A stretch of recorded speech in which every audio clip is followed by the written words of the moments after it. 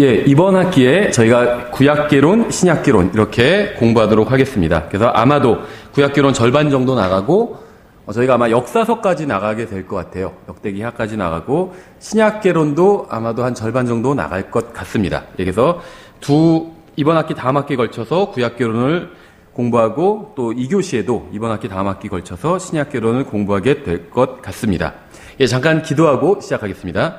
하나님 아버지, 이번 학기에 저희가 또 하나님의 말씀을 또 개요식으로 공부하려고 합니다. 저희가 배우는 이 말씀을 통해서 더욱더 주님을 또 알아가게 되고 또 머리로만 아는 것이 아니라 주님과 친밀한 교제를 나누게 되기를 원합니다. 예수님의 이름으로 기도드렸습니다. 아멘. 예, 우리는 이번 강의를 통해서 구약 성경을 이루고 있는 39권의 책들을 공부하려고 합니다. 그래서 구약 성경을 한 절씩 공부하는 것은 아니지만 이제 대략적인 개요를 공부해서 각 장을 제대로 이해할 수 있도록 하려고 합니다. 저희가 교회에서는 지금 성경을 한 절씩 강해를 하고 있는데요. 이게 지금 대략 계획이 20년에서 30년 정도 하면 성경 전체를 다 강해할 수 있겠구나 이렇게 계획을 세우고 있습니다. 예컨대 이제 그렇게 하면 너무 진도가 느리니까 저희가 이제 한 시간에 책 한 권씩 공부를 해보려고 합니다. 예, 구약 성경을 이루는 각 책들의 핵심 주제, 또 중심 구절을 바르게 이해하는 것이 이 공부의 목표입니다. 그래서 저희가 중심 구절을 제시하진 않아도 공부하시고 나면 이 책에선 어떤 구절이 핵심 구절이겠구나 이렇게 스스로 찾아낼 수 있게 하는 것이 이제 이번 시간의 목표입니다.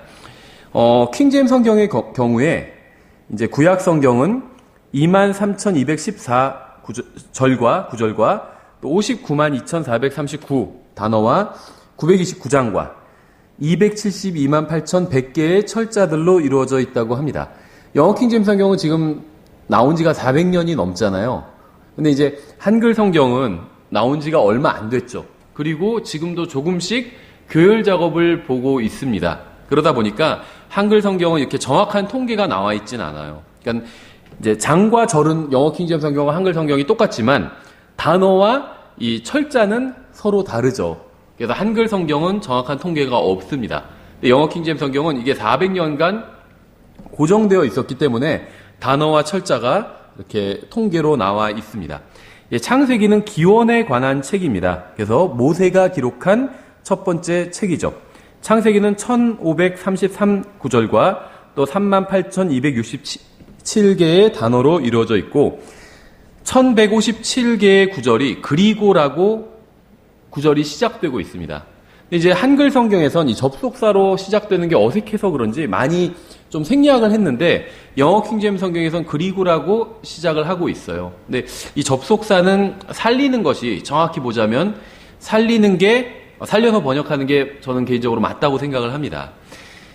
아마 한글 이제 문맥 읽기 편의성을 위해선 접속사를 생략한 것 같은데요. 일반적으로 이제 글쓰기에 관한 이런 강의를 들어보면 접속사를 굉장히 혐오하시는 분들이 많거든요. 그래서 좋은 글은 접속사가 없이 이어지는 글이다.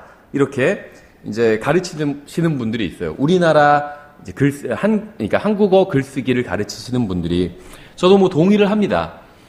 접속사가 많이 들어가면, 그러니까 접속사가 없는 글은 이런 표현을 하시더라고요. 그러니까 집을 짓는데 못을 하나도 쓰지 않고 집을 짓는 경우들이 있어요. 그러니까 우리나라 이제 전통 가옥을 질 때는 못을 하나도 쓰지 않고 나무끼리 잘 짜맞춰서 이렇게 집을 짓는다고 하더라고요.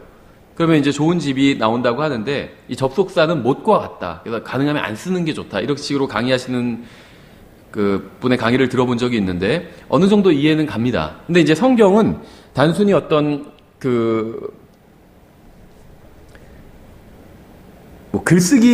그러니까 좋은 글쓰기의 표본이 되기 위해서 존재하는 책이 아니죠, 성경은.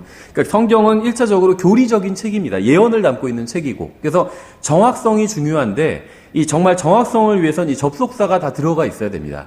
그러니까 이게 and냐, but이냐, therefore,냐, 그 다음에 now냐, 이런 접속사에 따라서 분위기가 달라질 수 있거든요. 그래서 가능하면, 저는 이 접속사도 다 번역하는 것이 맞다고 생각을 합니다. 그래서 이 접속사만 가지고 막 설교를 하고 교리를 정리하시는 분들도 있어요. 그 정도로 이 접속사가 중요합니다. 창세기는 인류 역사 중 첫 2000년을 다루고 있습니다.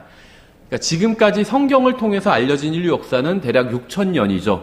일반적으로 세속 역사도 5,000년 정도를 이야기하고 있어요. 물론 이제 인류의 출현이 뭐 몇십만 년 전이다. 이런 식으로 역사책에서는 가르치기도 하지만 기록이 남아있는 인류의 역사는 5,000년으로 알려져 있거든요. 그래서 뭐 중국 역사도 뭐 오래된 게 저도 잘 모르지만 뭐 주나라, 무슨 은나라 이런 것들도 5,000년 전이고 그 이상으로 거슬러 올라가지는 않아요. 근데 5,000년 전에 왜 하필 인류 역사 대부분 알려진 기록이 남겨진 인류 역사는 5,000년 정도까지만 거슬러 올라갈 수가 있을까요? 그 이하로 거슬러 올라갈 수가 없어요. 그냥 이런 나라가 있었을 것이다 이런 주장은 있지만 실제 기록은 거의 없다는 거죠. 왜 그럴까요? 이 5,000년 전이 바로 성경을 보면 노아의 홍수입니다. 노아의 홍수를 기점으로 인류 역사들이 대부분 거기서 다 시작이 됩니다. 근데 이제 성경의 역사는 그거보다 더 1,000년 정도 더 거슬러 올라가서 노아보다 그러니까 아담과 이브가 1,000년 정도 더 전에 사람인 거죠. 그래서 인류 역사는 6,000년인데 성경에 의하면 이 중에서 창세기는 2,000년을 다루고 있습니다. 많이 다루고 있죠. 그래서 인간의 창조부터 하나님의 백성이 이집트에 정착하는 것까지 다루고 있습니다. 그러니까 아직 이집트의 창세기에 보면 이스라엘 민족이 이집트로 들어갔는데 아직 민족적인 단계는 아니고 그냥 한 부족 정도, 몇십 명 정도가 부족을 이뤄서 들어가는 것으로 나오고 있죠. 창세기에는 10개의 구분이 존재합니다. 창세기는 다음과 같이 이제 나눠지는데요. 첫 번째 창조 이야기가 창세기 1장과 2장에 나오죠. 또 하늘들과 땅의 세대들 이렇게 나오는데 이제 2장부터 4장까지 나옵니다. 또 아담의 세대들이 나오는데 5장부터 6장까지 나옵니다. 세대라고 하면은 이게 이제 무슨 말인지 좀 혼동이 오시는 분이 있을 수 있는데 이 성경에서 세대라고 하면 우리가 뭐 세대주의다 할 때 그런 세대 말고 성경에서 세대라고 하면 제네레이션 세대라고 하면 이거는 후손을 뜻해요. 후손. 영어 제네레이션이란 단어 자체도 후손을 뜻합니다. 어디서 나왔다. 이런 후손을 뜻합니다. 아버지에게로부터 나왔다. 조상에게로부터 나왔다. 이런 후손을 의미해요. 그래서 아담의 세대라고 하면 아담과 그의 후손들 이야기 이렇게 보시면 됩니다. 네 번째 이제 노아의 세대에 대해서 창세기 6장 9절부터 9장 28절까지 나오고 노아의 아들들의 세대에 대해서 10장 1절부터 11장 9절에 나오죠. 또 그 11장 10절부터 26절에 셈의 세대들이 나오고 11장 27절부터 25장까지 이제 테라의 세대들이 나옵니다. 테라의 자손들이 나온다는 말이죠. 25장 12절부터 18절에 이스마엘의 세대들이 나오고 이스마엘과 그 자손들 이야기죠. 또 25장 19절부터 35장 29절까지 이삭의 세대들이 나옵니다. 이삭과 그의 자손들. 그다음에 36장 1절부터 43절까지 에서의 세대들이 나오고 이제 37장부터 끝까지는 야곱의 세대들이 나옵니다. 그러니까 야곱과 야곱의 12아들들의 이야기라는 거죠. 그래서 하나님께서는 말씀만으로 창조를 완성하셨습니다. 창세기 1장은 하나님의 존재에 관해서 논쟁하거나 증명하려고 하지 않습니다. 그럴 필요가 없기 때문이에요. 왜냐하면 로마서 1장에 의하면 모든 사람은 하나님을 알만한 것을 내면에 소유한 채로 창조되었습니다. 그래서 성경에선 로마서에선 사람이 핑계대지 못한다고 했어요. 하나님을 전혀 알 수가 없었다. 그렇게 핑계댈 수 없다는 겁니다. 우리가 복음 전도 집회를 하거나 할 때 하나님의 존재를 입증하는 이제 그런 이야기부터 풀어가시는 분들이 있거든요. 뭐 창조를 과학적으로 설명한다든지 아니면 하나님의 존재에 대해서 뭐 도덕적인 논증, 무슨 뭐 논리적인 논증 뭐 이런 걸 통해서 하나님의 존재를 입증하려고 하시는 분들이 있는데 저 뭐 나쁘다고 생각하지 않습니다. 좋다고 생각을 합니다. 하지만 성경은 각 사람이 그 인간의 내면에는 하나님을 알 수 있을 만한 것을 다 가지고 있다고 말씀하고 있습니다. 그렇죠? 예, 신약 성경은 창세기를 60번 이상 인용하고 있습니다. 예수님과 사도들은 창세기를 모세가 기록했다고 증언을 하고 있습니다. 마태복음 19장, 마가복음 12장, 누가복음 2장, 요한복음 7장, 사도행전 13장, 15장, 28장, 고린도전서 9장, 히브리서 10장. 여기서 이 신약 성경의 기록자들이 창세기를 기록한 사람이 바로 모세다. 이렇게 증언을 하고 있습니다. 왜 이런 얘기를 드리냐면요. 일반 교회에서는 창세기를 모세가 기록했다. 또 하나님의 말씀이다. 여기에 대해서 추호도 의심하지 않죠. 근데 이제 이 세상이라고 말하면 그렇고 신학교에서는 일반적인 신학교에서는 이것을 믿지 않습니다. 뭐 그라프 벨하우젠이라는 그 사람들이 만든 이론이 있는데 그냥 그 사람들 이름 그대로 따서 그라프 벨하우젠 시올이라고 그래요. 그라프랑 벨하우젠이라는 두 명의 독일 신학자인데 성경을 하나님의 말씀으로 믿지 않습니다. 모세오경을 모세가 기록했다고 믿지 않아요. 창세기를 모세가 기록했다고 믿지 않습니다. 심지어 창세기 자체를 모세가 기록한 게 아니다. 이렇게만 생각하는 것이 아니라 창세기 1장의 기록자가 다르고 2장의 기록자가 다르고 3장의 기록자가 다르고 이렇게 생각을 합니다. 그러니까 공부를 신학교에서 많이 하면 많이 할수록 성경을 더 믿지 않아요. 그래서 보통 성도들은 이사야서를 이사야가 기록했다고 믿잖아요. 그렇죠? 하나님께서 알려주신 내용을 이사야가 기록했다. 성령님의 인도에 따라 그걸 이제 영감이라고 부르죠. 우리는 이렇게 믿고 있죠. 근데 신학자는 어떻게 믿냐면 이사야서를 2명의 이사야가 기록했다 이렇게 얘기합니다. 그 말은 뭐냐면 이사야가 아닌 다른 엉뚱한 사람 둘이 기록했다는 거예요. 근데 공부를 더 많이 한 사람은 3명의 이사야, 제3 이사야 이런 얘기까지 합니다. 3명의 이사야가 기록했다. 근데 그것은 다 성경을 믿지 않는 사람의 어떤 이야기일 뿐이에요. 왜 이렇게 성경을 그러니까 창세기는 모세가 또 이사야서는 이사야가 기록했다고 믿지 않냐 하면 문체가 바뀐다는 겁니다. 창세기 1장부터 3장에 보면 문체가 바뀐다는 거예요. 뭐 어느 정도 일리는 있는 이야기입니다. 그래서 문체가 변하기 때문에 이것을 한 사람이 쓴 것일 수 없다고 생각하는 거죠. 이사야서도 마찬가지예요. 보통 이사야서를 2분으로 나누면 이제 39장까지고 그 다음에 40장부터 끝까지 이렇게 나누거든요. 근데 문체가 바뀐다는 거예요. 39장까지는 심판의 얘기를 하다가 40장부터는 이제 어떤 다른 복음 선포와 관련된 이야기들을 하고 있죠. 그래서 문체가 바뀐다. 따라서 같은 저자일 리가 없다. 이렇게 주장을 합니다. 근데 같은 저자라 할지라도 문체는 충분히 바뀔 수가 있어요. 다양한 문체를 구사하는 현대 작가들도 있고, 그러니까 그것은 그냥 불신에서 나온 이야기일 뿐이죠. 성경은 분명히 창세기를 모세가 기록했다고 말씀하고 있습니다. 예수님께서도 그렇게 말씀하셨어요. 모세가 기록했다고 창세기를. 하나님께서는 온 세상을 창조하셨죠. 창세기 1장 1절에 나오죠. 처음에 하나님께서 하늘과 땅을 창조하시니라. 근데 이것도 저는 지금 제가 이렇게 얘기한다고 해서 흠정역을 뭐 나쁜 성경이다 이렇게 얘기하는 게 아닙니다. 저도 흠정역으로 읽고 있고 흠정역으로 지금 가르치고 있죠. 한글 성경 중에. 근데 이게 영어로는 In the beginning God created heaven and the earth예요. 그래서 굉장히 시제가 분명합니다. 처음에 하나님께서 하늘과 땅을 창조하셨다입니다. 그러니까 이제 좀 이런 식으로 문체를 하면 창조하셨느니라 이렇게 돼야 됩니다. 근데 창조하시니라 이러니까 약간 현재 시대 좀 분위기가 나죠. 창조하시다, 창조하시느니라. 그렇죠. 창조하셨다, 창조하셨느니라. 그러니까 문체를 바꾼다면 하셨느니라 이런 식으로 바꾸는 건 괜찮은데 과거형으로 되어 있어야 돼요. 창조하셨다, 창조하셨느니라 이렇게 돼야지 창조하시니라 이러니까 좀 문제가 바뀌는 것 같죠. 근데 이제 이렇게 이야기를 하면 흠정역 번역하신 정 목사님이 좀 불편하실 수도 있는데요. 저는 그냥 제 양심상 제가 이걸 믿으니까 말씀을 드리는 거예요. 근데 이게 이제 어떤 차이가 있냐면 창조하셨다. 성경은 그렇게 되어 있죠. God created 과거형으로 되어 있습니다. 그러니까 창세기 1장 1절은 창조하셨다라고 말씀하고 있어요. 이게 원창조거든요. 그런데 1장 2절에 공허하게 되었죠. 그러니까 무슨 일이라는 거예요. 이건 예레미야서나 이사야서를 보면은 하나님께서 심판하시면 공허한 상태가 됩니다. 보이드 상태가 돼요. 그러니까 하나님께서 창조하시면 의미가 충만해집니다. 그런데 하나님께서 심판하시면 그러니까 정죄받은 상태가 공허한 상태예요. 그래서 구원받지 않은 사람의 마음은 공허한 상태거든요. 근데 구원받은 사람의 마음은 충만한 상태가 돼요. 진리로 충만한 상태가 됩니다. 빛으로 충만한 상태가 되고. 그런데 구원받지 않은 사람, 하나님께로부터 정죄를 받은 사람은 공허하고 어두운 상태입니다. 그래서 창세기 1장 1절과 1장 2절은 분명히 분위기가 다릅니다. 그래서 이것을 우리는 이사야서나 에스겔서를 통해서 또 예레미야서를 통해서 아마도 하나님께서 심판하셨을 것이다. 이 시기에 인간이 아닌 다른 존재를 누굴까요? 바로 루시퍼죠. 그래서 루시퍼가 인간보다 먼저 죄를 짓고 타락을 했고 하나님께서 루시퍼를 심판하셨고 그 심판의 흔적이 바로 창세기 1장 2절이라는 겁니다. 그래서 갑자기 공허해졌어요. 저희가 나중에 지금 계시록 강의가 교회에서 끝나면 창세기 강의를 들어가려고 하는데 그때 좀 자세히 설명을 드리겠습니다.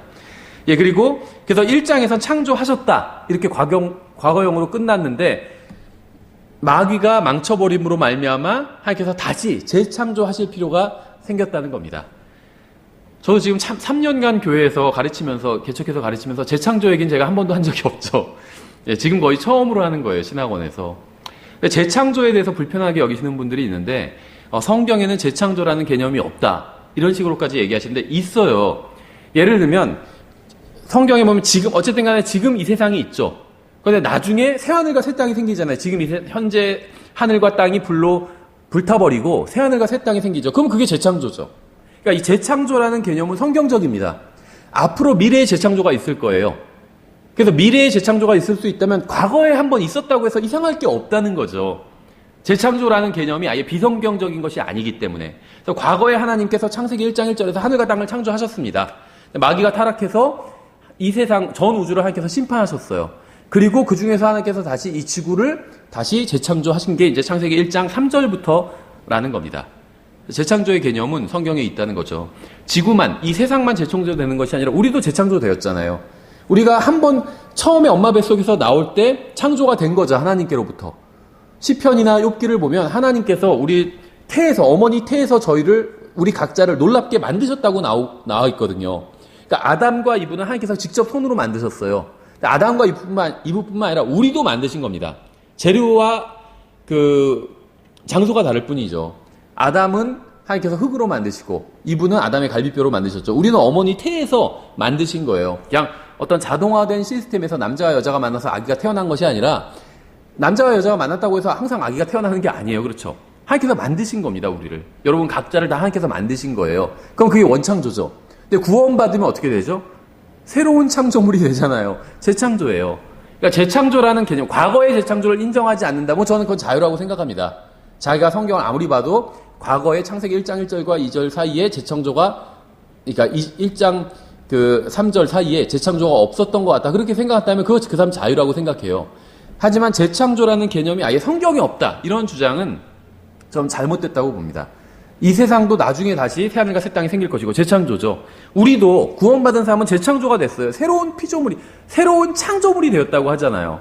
그렇죠. 그냥 새로운 사람이 되었다 이렇게만 얘기해도 괜찮은데 새로운 창조물이 되었다고 강조하고 있죠. 재창조라는 거예요. 그렇죠. 예, 게다가 성경은 처음에 하나님께서 하늘과 땅을 창조하셨느니라 이렇게 말씀하고 있습니다. 사탄이 타락해서 하나님께서는 그를 심판하심으로 창조세계는 공허해졌습니다. 1장 2절이죠. 그래서 하나님은 다시 만드시기 시작했습니다. 이것이 1장 3절입니다. 다시 재창조가 일어난 거죠. 하나님께서는 이 세상에 있는 모든 것들을 다 만드신 후에 인간을 가장 나중에 만드셨죠. 왜 그러셨을까요? 여러 가지 이유가 있겠지만 인간을 위해서 그렇게 하신 거죠. 그렇죠. 저희도 그 이사를 다 하고 저희가 지금의 애들이 커서 그냥 같이 이사를 했는데 이제 애들이 어릴 때 처음에 예전 바로 직전에 살던 집으로는 이제 둘째가 태어난 지 2달 만에 이사했거든요. 도저히 막 이사하는 과정에 데리고 있을 수가 없어서 저희 그 어머니께 부탁을 해서 그래서 이제 할머니 할아버지가 데리고 근처 모텔에 계셨어요. 아기를 데리고. 그 이제 이사 다 하고 집 정리 다 하고 나서 이제 모텔에서 데려왔거든요. 그러니까 모든 것이 다 하나님께서는 인간을 위해서 모든 것을 다 만들어 놓으시고 가장 마지막에 인간을 만드신 겁니다. 인간을 생각해서 그렇게 만들어 주신 거죠. 창세기 1장의 하루는 명백하게 24시간입니다. 어떤 사람은 이것을 부인하는 사람들도 있어요. 그러니까는 이제 저의 믿음을 말씀드리면 제가 이제 창세기 강의할 때 나중에 자세히 설명드릴 텐데 여기서 그냥 결론적으로 간략하게만 말씀드리면 저는 인류는 역사가 짧다고 믿습니다. 6,000년이라고 믿어요. 그런데 그러니까 젊은 인류를 믿고 지구는 길다고 믿습니다. 얼마나 기냐? 몰라요. 40억인지 50억인지 과학자들이 하는 말처럼 50억, 45억인지 아니면 그보다 더 오래됐는지 아니면 그보다 좀 덜 됐는지 20억 정도 됐는지 모르지만 지구는 상당히 오래됐다고 믿습니다. 근데 이제 킹제임 성경 진영에선 이제 재창조를 거부하시는 분들은 젊은 지구, 젊은 인류를 믿죠. 인류도 6,000년, 지구도 6,000년. 그 이제 좀 더 나간 분은 젊은 우주까지 얘기해요. 우주 전체가 6,000년 이렇게 얘기를 합니다. 근데 저는 젊은 인류는 6,000년, 지구는 오래됐고 얼마나 오래됐는지 모를 정도로 오래됐고 우주도 아주 오래됐고 그렇게 믿습니다. 왜 이런 말씀을 드리냐면 창세기 1장에 이제 하루가 6일이 나오잖아요. 6일 동안 창조하셨기 때문에. 근데 창세기 1장에 나오는 하루가 24시간이 아니다 이렇게 주장하시는 분들이 있어요. 근데 그런 주장을 하는 의도는 이제 과학과 이 성경을 좀 조화시켜 보려고 그러는 겁니다. 왜냐하면 과학자들은 거의 대부분 99.9%가 오래된 우주를 믿습니다. 오래된 인류가 몇백만 년 됐다 이렇게 믿고 오래된 인류 또 오래된 지구가 몇십억 됐다 또 오래된 우주 이렇게 믿어요. 그 차이점이 뭔지 보이시죠? 그러니까 과학자들은 이제 과학적 증거가 다 오래된 인류와 오래된 지구, 오래된 우주를 증명한다 이렇게 주장을 합니다. 근데 이제 그 중에 어떤 사람들은 과학자들의 그런 주장에 설득된 사람들이 있어요. 성경을 믿는 사람들 중에. 그래서 그런 사람들은 창세기 1장에 나온 하루가 문자적인 24시간 하루가 아니라 몇백만 년 된 그런 하루다. 그러면 진화론과 좀 조화를 이룰 수가 있겠죠.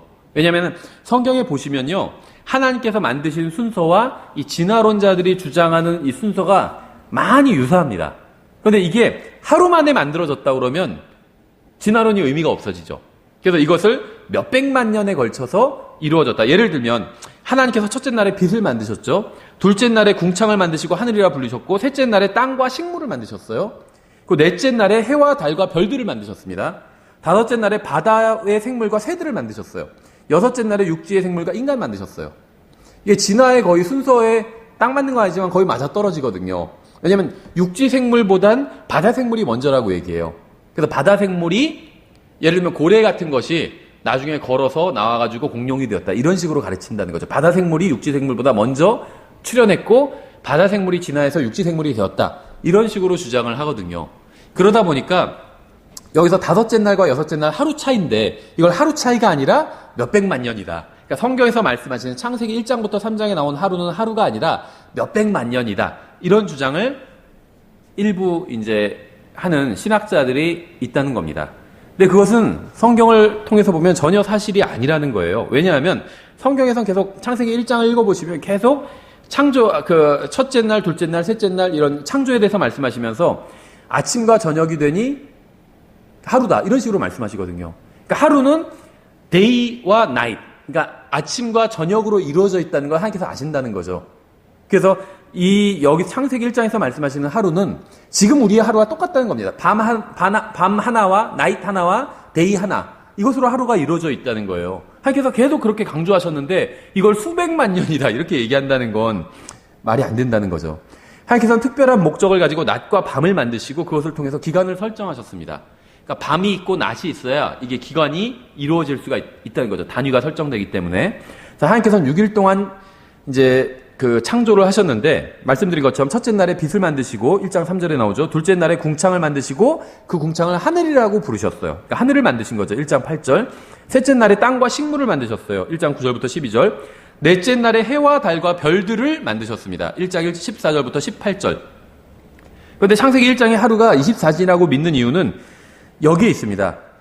순서를 보시면 보통 이 과학자들은 이제 이거 도저히 받아들일 수 없는 내용인데요. 땅과 식물을 3일째 만들어졌어요. 셋째 날에. 넷째 날에 해를 만드셨습니다.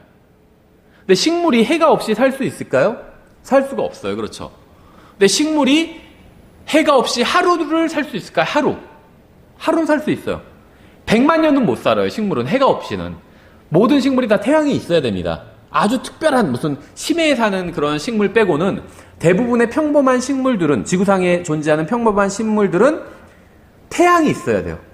근데 하루 햇볕을 안 쬐도 괜찮을까요? 안 괜찮을까요?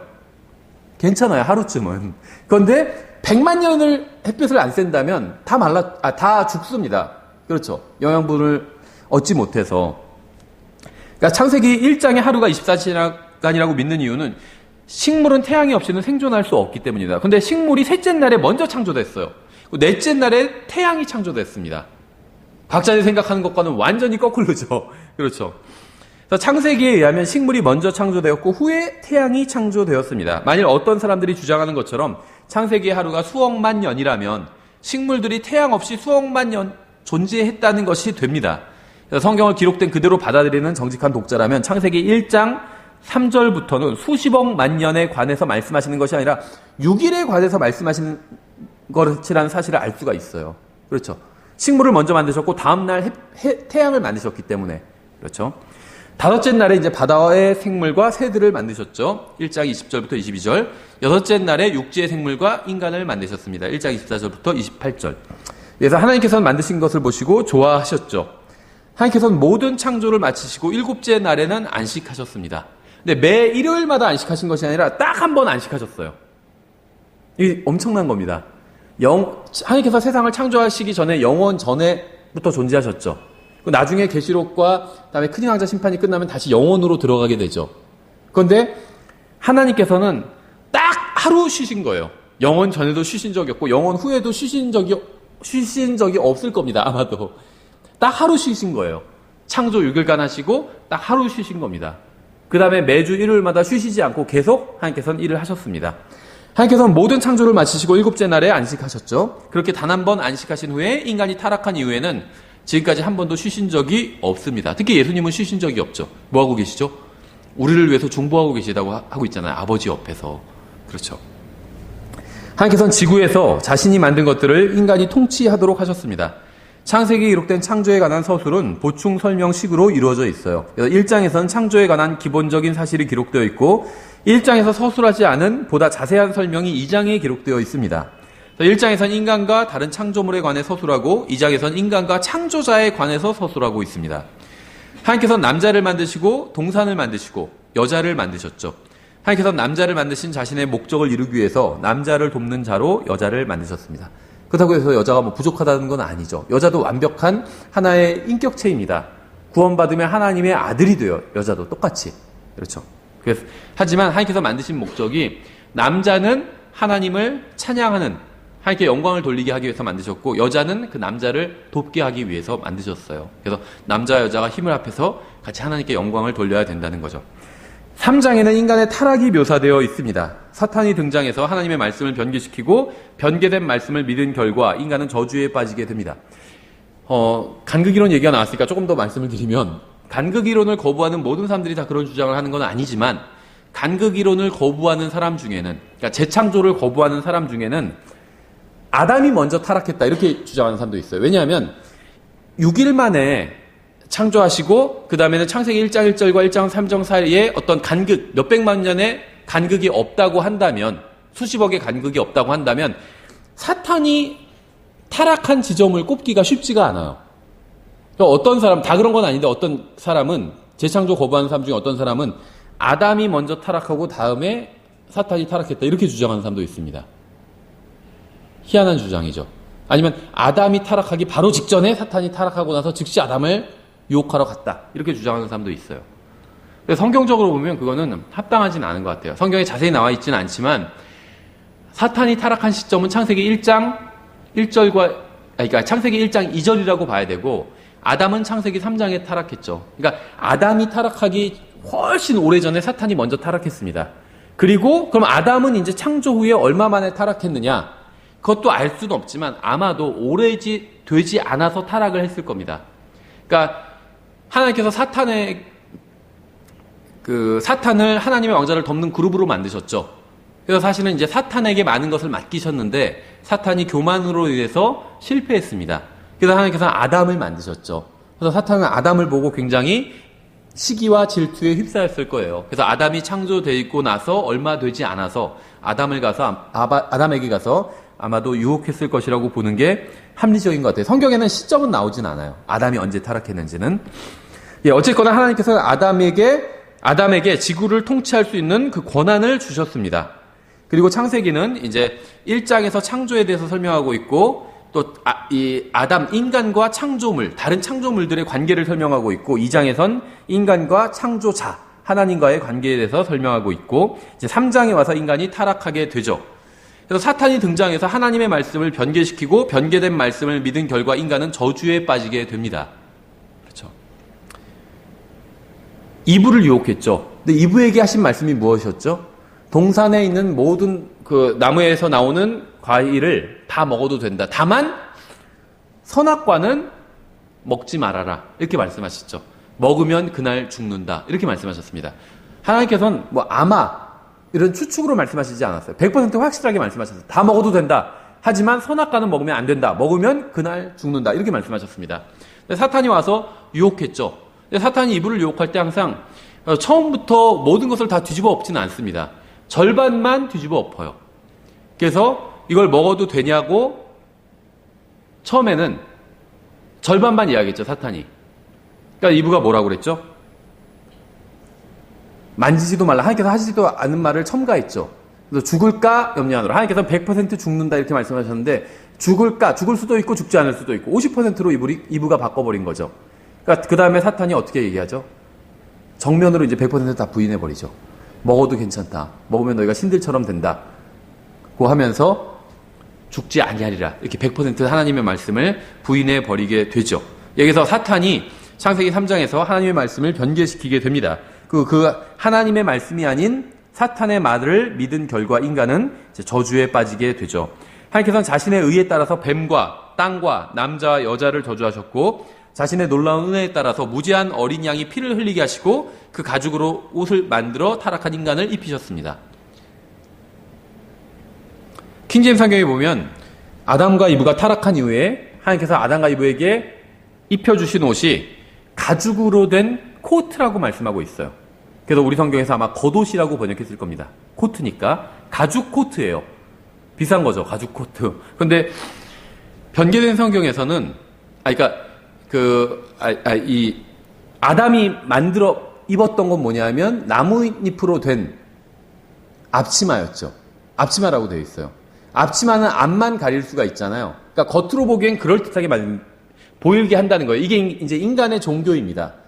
아담은 즉시 인간의 종교를 취한 거예요. 영적으로 본다면. 자기가 죄를 짓고 나서 자기의 죄를 가려줄 앞치마를 나뭇잎으로 만들어 입었습니다. 근데 나뭇잎은 오래가지 않잖아요. 내구성이 좋지 않잖아요. 앞만 가릴 수 있고 뒤는 그대로 수치가 그대로 드러나 있습니다. 그렇죠? 근데 하나님께서는 온몸을 다 덮을 수 있는 코트를 가죽으로 만들어 주셨어요. 이게 이제 하나님의 구원입니다. 이게 종교와 구원의 차이인 거죠. 가죽 코트와 나뭇잎으로 만든 앞치마. 이게 종교와 구원의 차이예요.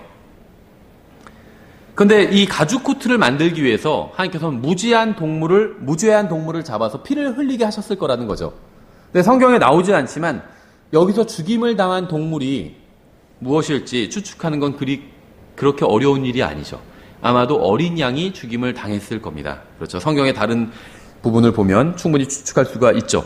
창세기 앞부분이 문자적으로 정확한 사실을 다루고 있는지 의심하는 사람들이 있습니다. 특히 창세기 1장부터 3장을 믿지 않는 사람들이 있어요. 예전에 1990년에 교황 요한 바오로 2세가 우리나라도 왔었죠. 이 사람이 창세기는 신화일 뿐이라고 이야기를 했습니다. 그래서 이 교황을 추종하는 많은 사람들이 지금도 그렇게 믿고 있어요. 왜냐하면 교황이 유일하게 성경을 해석할 수 있는 사람이라고 카톨릭은 주장하거든요. 그래서 교황이 무엇인가 말을 하면 그게 카톨릭의 교리가 돼버립니다. 근데 교황 요한 바오로 2세가 창세기는, 그러니까 여기서 말하는 창세기는 1장부터 3장을 의미하는 거예요. 신화일 뿐이다. 이렇게 주장을 했습니다. 역사적 사실이 아니라는 거죠. 근데 왜 창세기에 대해서 이렇게 공격을 할까요?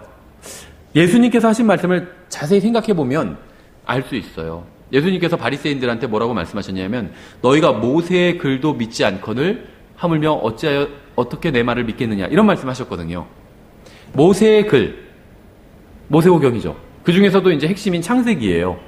모세의 글은 하나님의 존재에 관해서 말씀하고 있습니다. 하나님에 관해서.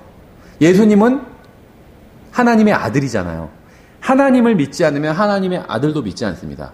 그래서 이 세상은요, 예수 그리스도를 공격하지 않고 창세기를 공격해요. 창세기는 거짓이다, 신하다, 문자적으로 해석하면 안 된다 이렇게 주장한다는 거예요. 창세기를 믿지 않으면. 그래서 학교에서는요, 윤리책에는 예수님이 인류의 4대 성인이다, 예수님 좋은 분이라고 잔뜩 써놔 있어요. 근데 과학책에는 어떻게 나오냐면 창세기는 잘못됐고 그렇게 말은 안 하지만 진화론이 사실이다 이렇게 가르치고 있다는 거죠. 그러니까 진화론 교육을 함을 통해서 창세기가 거짓이라고 주장하고 있는 거죠. 하나님을 믿지 않으면 하나님의 아들도 믿지 않거든요. 그렇죠. 그래서 공격이 항상 하나님에 대해서 창세기의 공격이 집중된다는 겁니다. 사람들이 창세기를 거부하면 자연스럽게 예수님도 믿지 않게 돼요. 하나님을 믿지 않으면 하나님의 아들도 믿지 않게 되기 때문에. 그래서 가르치는 순서가 항상 하나님을 먼저 가르쳐야 됩니다. 그럼 하나님을 받아들인 사람은요, 하나님의 아들도 받아들입니다. 그러니까 하나님을 먼저 받아들이게 해야 돼요. 그래야지 예수 그리스도를 받아들일 수가 있습니다. 그래서 성경도 하나님에 대해서 구약이죠.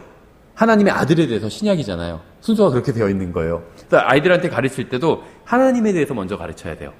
근데 이분이 바로 인간의 몸을 입고 오신 분이 예수님이다. 이렇게 그 다음에 이제 예수님에 대해서 가르칠 수가 있겠죠. 예. 그래서 그 창세기가 신화라고 주장하는 사람들이 있는데 이들은 자신들이 아는 과학적 사실을 모세는 결코 알 수 없었다고 생각을 합니다. 근데 이러한 주장에는 여러 가지 문제점이 있는데요. 첫째, 모세는 자기가 생각대로 창세기를 기록하지 않고 하나님의 영감에 따라 기록을 했습니다. 둘째, 계시록에 기록된 모든 예언들은 하나님께서 요한을 미래로 데려가셔서 특별한 사건들을 직접 목격하게 하신 것이죠.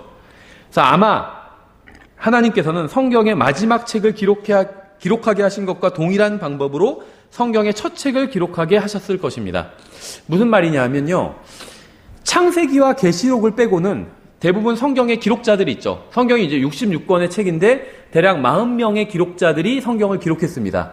한 사람이 한 권 기록한 사람도 있고 바울처럼 막 10몇 권을 기록한 사람도 있죠. 그래서 66권의 책을 40명의 기록자들이 기록을 했습니다. 성령님의 인도 아래. 그래서 하나님의 말씀이 되었죠. 하나님께서 인도해 주신 대로 기록했기 때문에. 그런데 창세기와 계시록을 빼고는 다 자기가 기본적으로 보고 들은 것을 기록을 했어요. 또 자기가 직접적으로 대부분 다 경험을 했습니다. 그렇죠. 출애굽기만 해도 모세가 경험한 내용입니다. 그런데 창세기는 모세가 경험한 내용이 아닙니다. 모세는 출애굽기 시대의 사람이지 창세기 시대의 사람이 아니거든요. 그럼 모세가 창세기를 어떻게 기록했을까요? 알 수는 없겠죠. 그래서 저도 지금 이게 맞다, 100% 확실한 교리다 이렇게 말씀드리는 건 아니고 추측을 말씀드리는 건데 아마도 성경의 첫 번째 책을 어떻게 기록했는지 우리가 잘 모르잖아요. 그러니까 성경의 마지막 책을 기록한 방법과 비슷한 방법으로 기록하지 않았겠느냐 이렇게 생각한다는 거죠. 말씀드린 것처럼 요한복음을 요한이 기록했는데 자기가 대부분 경험한 내용들이죠. 예수님을 따라다니면서 가장 가까이 있었잖아요. 그래서 복음서를 다 기록할 수 있었습니다. 물론 성령님께서 인도해 주셨기 때문에 또 정확히 쓸 수 있었겠지만, 근데 요한계시록도 요한이 기록했는데 계시록의 내용은 요한이 경험한 내용이 아니에요. 이건 미래 대환란 때 있을 일을 요한이 미리 기록했잖아요. 그래서 하나님께서는 요한을 데리고 일종의 타임머신을 태워서 미래 대환란으로 데려가신 겁니다. 그래서 요한이 그 대환란 때 일어난 일들을 보고 계시록을 기록한 거예요. 하나님의 영감에 따라서 성령님의 인도하에 하나님의 영감으로 그렇게 기록했다는 거죠. 창세기도 동일한 방법으로 하나님께서 요한을 데리고 미래로 가실 수 있었다면 모세를 데리고 과거로 가는 것은 더 어렵지 않은 일이겠죠. 그래서 모세를 데리고 과거로 가셔서 이 창조를 아마 보여주셨을 거예요. 그리고 기록하게 하셨을 겁니다. 100% 그렇다는 게 아니라 아마도 그럴 확률이 있다는 건데 왜 그렇게 추측하냐 하면 여러 가지 단서가 되는 말씀들이 있는데 출애굽기 33장 18절에 이렇게 되어 있어요. 이제 모세가 하는 말입니다. 그가 이르되 간청하오니 주의 영광을 내게 보여주소서 하매.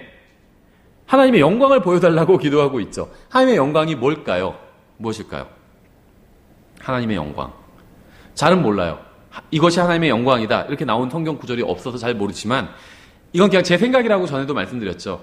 아마도 하나님께서 무엇인가 하신 일, 하나님의 업적이 영광과 관련이 있는 것 같아요. 성경을 보면 하나님의 영광을 찾아보시면 다 하나님께서 하신 일과 관련이 있습니다. 그래서 예를 들면 우리가 이제 인용할 구절인데 시편 19편 1절에 하늘들이 하나님의 영광을 밝히 드러내고 궁창이 그분의 손으로 행하신 일을 나타내는도다. 하늘들이 하나님의 영광을 드러낸대요. 무슨 말일까요? 하늘들이 굉장하잖아요. 이 사이즈가 엄청나잖아요. 이걸 만드신 분이 하나님이에요. 하늘을 보면 그래서 하늘에 있는 별들을 보면 하나님께 영광을 돌리게 돼요. 와, 하나님은 정말 대단하신 분이구나.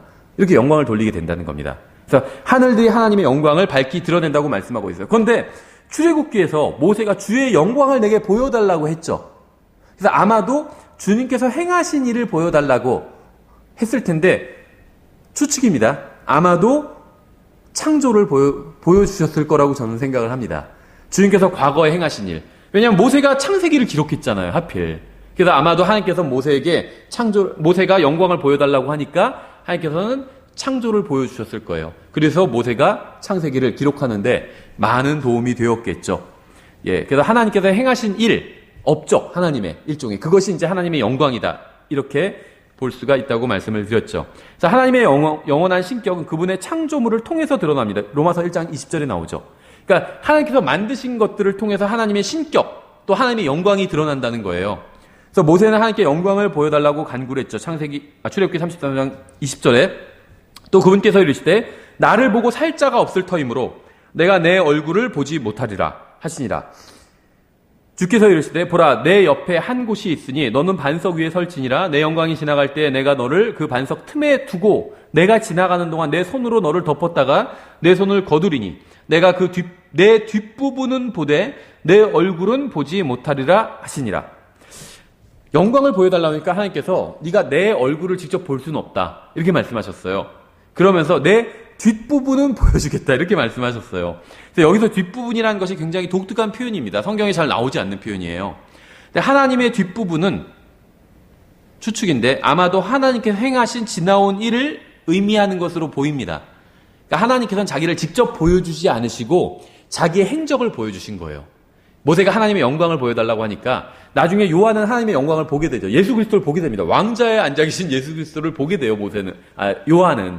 근데 요한에게는 허락해 주셨지만 모세에게는 허락해 주지 않으셨어요. 네가 내 얼굴을 볼 수가 없다. 다만 내 뒷부분을 백파트거든요. 영어로는. 내 뒷부분들을 보여주겠다라고 말씀하셨는데 이게 추측이지만 아마도 하나님께서 행하신 일, 하나님 뒤에 남겨진 일로 보입니다. 하나님께서는 요한은 미래로 데려가셔서 대환란 때 일어난 일을 보게 하시고 모세는 과거로 데려가셔서 창조하실 때 일어난 일을 보게 하신 것 같아요. 그래서 요한이 대환란의 목격자였던 것처럼 모세도 창조의 목격자인 것으로 보입니다. 굉장히 창세기가 아주 상세하게 기록되어 있잖아요. 4장에서는 가인과 아벨의 이야기가 나오죠. 아벨은 하나님께서 요구하시는 피의 제사를 드리는 목자였습니다. 아벨은 죄의 헌물을 드린 반면 가인은 그렇지 않았죠. 가인은 모든 거짓 종교들과 동일하게 하나님의 말씀보다 자신의 의를 내세웠습니다. 가인은 하나님께서 자신과 자신의 헌물은 거부하시고 아벨과 아벨의 헌물은 받아주시는 것을 보고 아벨을 살해했습니다. 죄의 삭은 사망이고 인간이 동산에서 쫓겨난 바로 그 다음 장에서 3장에서 쫓겨났는데 4장에서 바로 그 삭을 치르게 되는 거죠. 사망이 등장하게 됩니다. 5장에는 아담부터 노아까지의 계보가 나옵니다. 이 당시에 사람들은 수명이 현저하게 길었습니다. 아담 930년 살았고 셋은 912년, 에노스는 905년, 야렛은 962년, 무두셀라는 969년, 노아는 950년을 살았죠. 어떤 사람들은 죄가 아직 인간에게 깊은 영향을 끼치지 못하기 때문에 이러한 수명이 가능했을 것이다. 이렇게 주장하기도 합니다. 하지만 창세기 4장에 나온 살인사건을 보면 이러한 주장은 허구라고 알 수 있습니다. 이들의 수명이 길었던 이유는 노아의 홍수 이전에 하늘에 있던 물들의 영향이었을 거예요. 물들이 하늘 위에 있다가 노아의 홍수 이후에 물들이 다 사라지게 됩니다. 하늘에 있는 물들이 많이 사라지게 돼요. 그래서 아마 이 물들이 지구를 덮고 있으면서 사람이 살기 좋은 어떤 환경을 만들어 주었을 것입니다. 노아 홍수 이전의 지구 환경으로 인해서 인간의 수명이 길었다가 홍수 이후에 급격하게 이제 짧아지기 시작한 것으로 보입니다. 그래서 예수 그리스도의 재림 이후에 자연 환경이 회복되고 나면 다시 인간의 수명은 길어질 거예요. 그래서 아마도 환경과 관련이 있었을 겁니다. 노아 홍수 이전에는 환경이 좋았겠죠. 이때는 인간의 수명이 굉장히 길었는데 홍수 이후에 팍팍팍팍 인간의 수명이 줄어들기 시작합니다. 나중에 천년왕국 된 인간의 수명이 다시 길어지죠. 그래서 인간의 수명이 나무와 같아진다고 말씀하고 있어요. 미국에 있는 아주 아름드리 큰 나무들 있잖아요. 몇백 년을 살거든요. 1000년 가까이 살아요.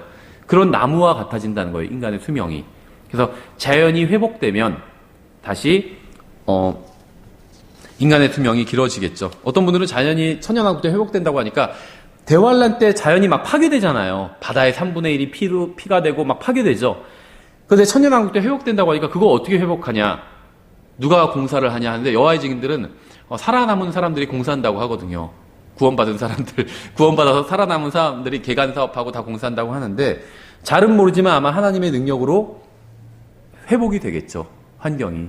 예수 그리스도께서 재림하실 때 땅이 갈라지고 지진이 일어나고 엄청난 일들이 일어나잖아요. 그러니까 예수님의 능력으로 말씀으로 세상을 창조하시는 분인데 단순간에 세상을 회복하시는 것도 어려운 일이 아니겠죠. 5장에서 에녹은 하나님과 동행하다가 하나님께서 데려가시자 이 세상에서 사라져 버렸습니다. 에녹은 죽음을 맛보지 않고 하늘로 올라갔습니다. 6장에서는 홍수 이전에 인간의 사악함이 극에 달한 모습을 보여주죠. 하나님의 아들들은 이 세상으로 내려와서 인간의 딸들과 동침해서 거인들을 낳았습니다. 이들의 후손들 이야기가 이제 로마, 그리스, 북유럽, 중국, 세계 각국의 신화 속에 남아 있습니다. 우리나라 신화에도 있죠. 단군 신화에도. 하늘에서 내려오는 어떤 존재가 인간과, 그러니까 짐승이죠. 결혼을 해서 어떤 위대한 영웅을 낳죠. 그게 단군이잖아요. 그렇죠. 근데 세계 신화들 중에는 그런 비슷한 신화들이 많다는 거예요. 하늘에서 특별한 존재가 내려와서 인간과 결혼을 해서 영웅을 낳는 이야기. 이게 성경에 그 원형이 있죠. 하나님의 아들들, 천사들이죠. 천사들이 내려와서 인간의 딸들과 결혼해서 거인들을 낳게 되죠. 인간의 사악함이 극에 달함에 따라 하나님께서는 심판하시기로 작정하셨습니다. 그래서 노아에게 방주를 만들라고 말씀하셨습니다. 방주는 대략 137m 길이가 그 정도 되고 이제 23m 폭이 23m 정도 되고 높이는 이제 14m 정도가 됩니다. 근데 이제 이게 어떻게 생겼는지 우리가 정확히 알 수는 없는데 이제 이걸 배 모양으로 유선형으로 이렇게 그림을 그리시는 분들도 많은데 그냥 저는 단순하게 나무 상자 모양이 아닐까 이렇게 생각을 합니다. 137m, 23m, 그다음에 가로 세로 높이가 137, 23, 14m로 이루어진 나무 상자라고 생각을 해요. 왜냐하면 이 방주가 우리나라에서는 방주라고 부르는데 이게 아크거든요, 아크. 근데 모세가 담겨 있던 그 바구니도 똑같이 다 그것과 똑같다는 거죠, 원형이. 왜냐하면 이게 꼭 유선형으로 생겨야 될 이유가 저는 없다고 생각하는 게 모든 산이 다 담겼잖아요, 노아의 홍수 때. 그런데 이 유선형으로 생겼다고 해서 이것은 과연 살아남아 있었을까? 그러면 이 노아와 노아의 가족들이 이 대홍수 속에서도 살아남을 수 있었던 이유가 배를 기가 막히게 잘 만들어서였을까요? 아니면 하나님께서 보호해 주셔서였을까요? 하나님께서 보호해 주셔서라는 거죠. 왜냐하면요, 이 방주와 관련된 건 기적적인 하나님의 어떤 적극적인 개입이 있었다고 볼 수밖에 없어요. 방주를 만들고 이제 동물들이 들어오게 되죠, 방주 안으로. 몇 쌍씩 들어왔는지 아세요? 동물들이? 방주 안으로? 주일학교 때 보면 그림책 같은 거 보면 2쌍씩 들어오거든요. 동물들이. 아니, 1쌍씩 들어오거든요. 2마리씩. 근데 어떤 사람 잘못 그려가지고 숫사자 2마리가 들어오는 거 그리는 사람도 있더라고요. 근데 그 정결한 건 7쌍이고 부정한 동물은 1쌍이 들어왔습니다. 1쌍씩 들어온 게 아니에요. 그런데 생각해 보세요. 방주를 만들어 놓으니까 동물들이 막 방주 앞으로 나와요. 줄 맞춰서 다 들어가요. 기적이 아니고서는 불가능한 일이죠. 얼마나 장관이었을까요, 이 장면이. 그러니까 방주와 관련된 건요, 다 기적이라는 겁니다. 그래서 노아와 그의 가족들이 구원받은 것은 단순히 배를 잘 만들었기 때문이 아니라 하나님의 말씀에 순종했기 때문이에요. 성경도 그걸 말씀하고 있습니다. 노아의 방주, 노아의 홍수를 통한 교훈이 무엇이냐 하면 배를 잘 만들어야 된다. 이것이 아니라는 거죠. 하나님의 말씀에 순종해야 된다는 거예요. 하나님께서 하나님의 말씀을 믿으면 안전하다는 겁니다. 이게 노아의 방주를 통한 교훈이잖아요. 그렇죠? 구원에 대한 진리도 되지만 구원을 떠나서도 마찬가지예요. 하나님의 말씀을 믿으면 항상 안전하거든요. 이게 노아의 방주가 주는 교훈이에요. 그렇죠? 그래서 꼭 이게 유선형 배 모양이어야 되고 저는 그건 상관이 없다고 생각을 합니다. 어떤 모양이면 어때요? 상관이 없어요. 하나님께서 만들라고 하신 그대로 만들어서 그 안에 들어가 있으면, 하나님의 말씀에 따라서 들어가 있으면 구원받는 겁니다. 그렇죠? 이거보다 더 크고 더 튼튼하고 더 잘 만든다 할지라도 하나님께서 시키신 대로 하지 않는다면 구원받을 수가 없는 거예요. 그러니까 중요한 것은 방주의 모양이 아니라 하나님께서 말씀하시는 대로 순종해서 구원을 받았다는 거죠. 그 말씀을 믿고 구원을 받았다는 겁니다. 예, 저희가 나머지 부분은 다음 시간에 이어서 해야 되겠네요. 제가 평소보다 훨씬 원고를 적게 준비해서